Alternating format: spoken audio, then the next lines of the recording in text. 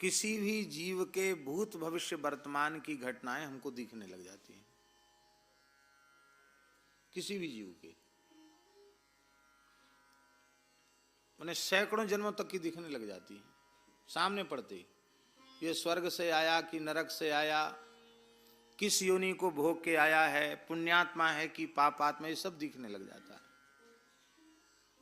और ये सिद्धि मुझे केवल स्पर्श न करने से हुई है।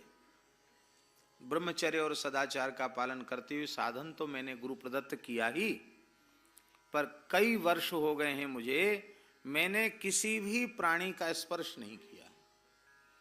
देखो, एक बात हम निवेदन करें, सनातन परंपरा में स्पृश्यास्पृश्य जो विवेक, जो बात है, क्या छूना चाहिए क्या नहीं छूना चाहिए, ये जो बात है ये द्वेष मूलक नहीं है, ये घृणा मूलक भी नहीं है,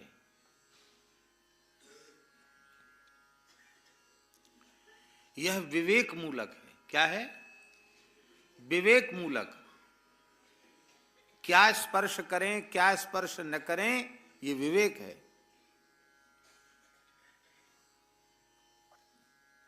आपका ही मुख है, नाक है, और आपका ही मलद्वार है, और जब शौच के लिए बैठते हैं तो जिस हाथ से मल धोते हैं उस हाथ को शुद्ध किए बिना आप अपने मुख और नासिका का स्पर्श करते हैं क्या?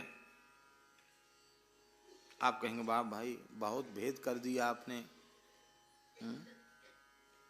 आपने तो बहुत भारी भेद कर दिया, ये तो उचित नहीं है, ये भी आपका अंग वो भी आपका अंग। अरे अंग तो दोनों ही हमारे हैं, पर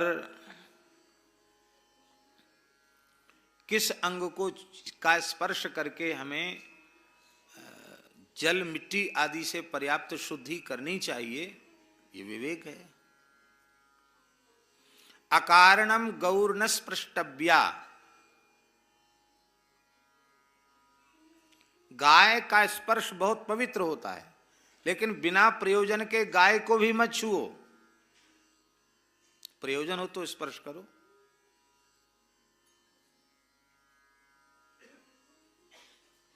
कहीं द्वेष नहीं है, कहीं भेद बुद्धि नहीं है, क्योंकि शून्य चैव स्वपा के चौ पंडिता समदर्शिना। कुत्ते में भी भगवान का दर्शन करते हैं, चांडाल में भी भगवान का दर्शन करते हैं, न किसी से द्वेष है न किसी के प्रति घृणा है। हाँ, सबके अलग अलग कार्य हैं, उसके अनुसार हम कब क्या करें क्या न करें, किसे छुएं किसे न छुएं, इसका विवेक है।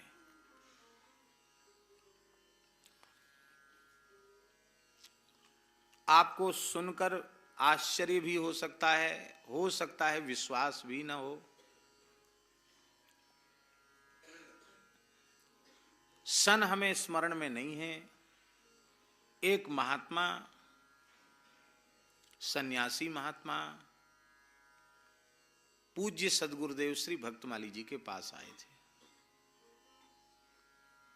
और उन्होंने कहा था, रोते हुए कहा था कि मैं बहुत व्यथित हूं और केवल आप ही मेरा समाधान कर सकते हैं, और मैं सब जगह भटक के आया हूं, कहीं मेरा समाधान नहीं हो सकता। महाराज जी ने कहा कि हम तो कोई सिद्ध तो है नहीं, हमारे लायक कोई बात होगी तो आप बताइए, हम कहते हैं हम समाधान करेंगे, हमको एकांत चाहिए। तो हम बैठे थे वहां, तो कोई दूसरा तो था ही नहीं, महाराज जी थे, वो संत जी थे, और हम भी बैठे थे। उन्होंने कहा हमको एकांत चाहिए। तो अब महाराज जी कहें तब हम उठ के खड़े हों, ये तो मूर्खता है ना। बहुत से लोग तो कहने पर भी खाली नहीं करते हैं। बुद्धिमानी ये है कि कोई आए हैं महानुभाव, कहते हमको एकांत चाहिए, तो दूसरे बैठे हुए व्यक्ति को कहने के पहले ही उठ के चले जाना चाहिए, ये बुद्धिमानी है। और मूर्खता ये है कि नहीं, वहां बैठे ही रह जाएं, उठाने से भी न उठें, और उठा भी दिया जाए तो बाहर कान लगा के खड़े हो जाएं कि क्या बात हो रही है। अरे भाई क्या बात हो रही है, आपको प्रयोजन क्या है? बहुत से लोगों की ऐसी प्रकृति होती है। ये ठीक नहीं है। हम तो तत्काल उठ के वहां से जाने लगे, तो उन संत ने ही कहा, इनसे मुझे कोई बाधा नहीं है, ये बैठ के रह सकते हैं। नहीं हम चले जाते, नहीं नहीं आप बैठिए। बैठ गए। तब उन्होंने कहा कि भगवान, मेरे भीतर एक विशिष्ट सिद्धि प्रकट हो गई है, उस सिद्धि से मैं परेशान हूं। क्या सिद्धि प्रकट हो गई है? तो उस महात्मा ने कहा कि किसी भी जीव के भूत भविष्य वर्तमान की घटनाएं हमको दिखने। तो उस महात्मा ने कहा कि किसी भी जीव के भूत भविष्य वर्तमान की घटनाएं हमको दिखने लग जाती हैं। किसी भी जीव के, मैंने सैकड़ों जन्मों तक की दिखने लग जाती है, सामने पड़ते ही। ये स्वर्ग से आया कि नरक से आया, किस योनि को भोग के आया है, पुण्यात्मा है कि पापात्मा, ये सब दिखने लग जाता है।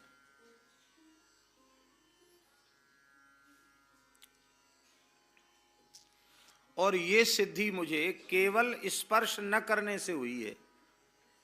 ब्रह्मचर्य और सदाचार का पालन करते हुए साधन तो मैंने गुरु प्रदत्त किया ही, पर कई वर्ष हो गए हैं मुझे, मैंने किसी भी प्राणी का स्पर्श नहीं किया। और महाराज जी उन्होंने एक बात बताई विशेष, बोले देखो ये जो कुत्ते होते हैं, इनमें वो क्षमता नहीं होती जो पुलिस के कुत्तों में होती है। तो कुत्ते तो ये भी हैं और कुत्ता पुलिस का भी है, पर वो चोर को सूंघकर कैसे पहचान लेते, ये कुत्ते क्यों नहीं पहचान पाते? तो ये जो सरकारी कुत्ते होते हैं पुलिस के, इन कुत्तों को स्पर्श से बचाया जाता है। ये सब दूसरे कुत्तों को छूते नहीं है, दूसरे कुत्ता कुतिया को नहीं छूते हैं।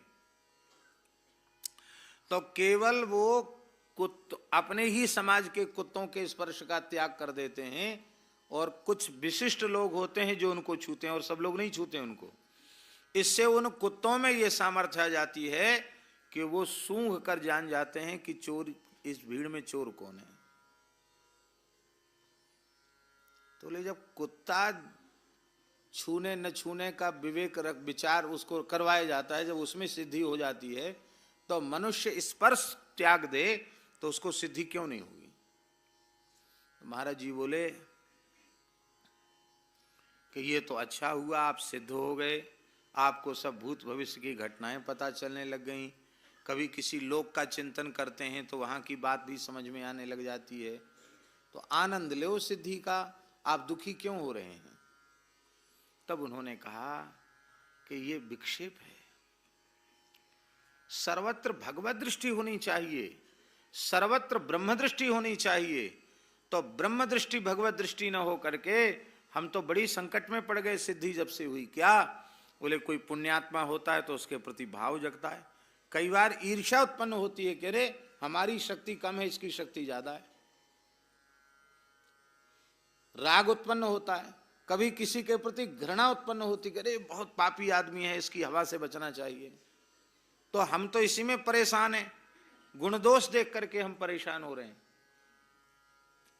तो भगवान आप कृपा कर दीजिए, आप कृपा कर दीजिए, हमको सर्वत्र राम जी दिखने लगे, ये सिद्धि हमारी तत्काल समाप्त हो जाए और मेरी भगवत दृष्टि हो जाए। ऐसे कह के बहुत व्याकुल होकर रोने लगे। महाराज जी ने कहा हम तो बहुत सामान्य साधु हैं, हमारे में कोई सामर्थ्य नहीं है।